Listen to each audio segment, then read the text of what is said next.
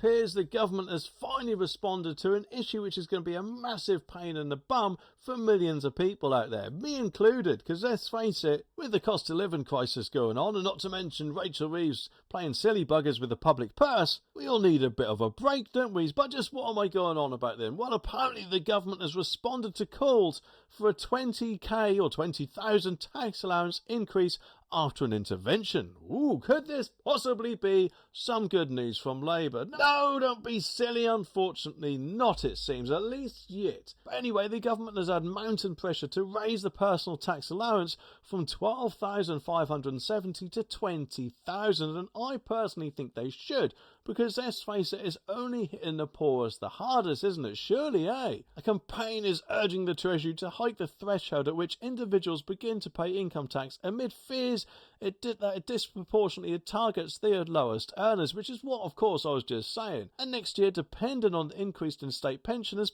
themselves could find themselves taxed on their income for the first time due to this phenomenon known as fiscal drag, which, let's face it, takes the pee more than surely any notion that Keir Starmer might actually have a bit of common sense. I personally don't think he does, but anyway, since 2021, as we know, the limit has been static and is set to remain so until at least, that's a bit of a worrying word, 2028. I actually thought the announcement previously was started off at 2026 and then 2028. Not at least, there should be no at least about it. It should end sooner, Labour, because let's face it, with all that Rachel Reeves is doing to the country, cutting off the winter fuel allowance, employers' national insurance, which apparently doesn't affect us, even though, of course, our shopping bill's about to go through the bloody roof, it needs to be uplifted sooner rather than later. But just what have the government said about it then? Well, the petition on the Parliament website demanding reform has gained over 230,000 signatures and prompted a scheduled Commons debate on May the 12th, but the government has actually responded to it before then, even though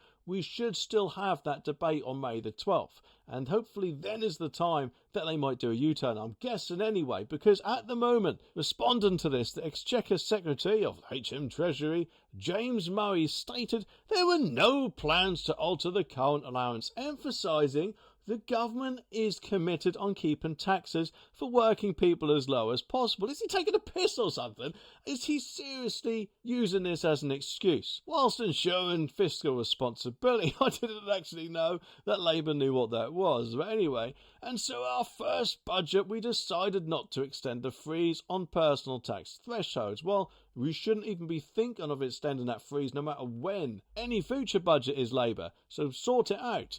The government has no plans to increase the personal allowance to 20,000, and increasing the personal tax allowance to 20,000, wait for this, would come at a significant fiscal cost to many billions of pounds per annum. This would reduce tax receipts substantially, decreasing funds available for the UK's hospitals, schools and other essential public services that we all rely on. Hang on a minute, I thought hospitals were paid for by national insurance and schools and other things like that were paid out of council tax, aren't they? And correct me if I'm wrong, but I'm pretty sure they all managed to survive quite well before this fiscal drag bollocks actually started in the first place.